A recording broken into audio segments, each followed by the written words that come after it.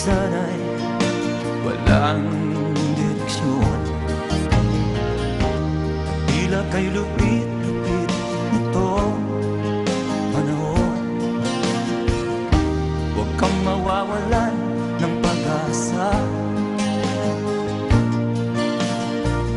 kailanman ay di nag-iisa.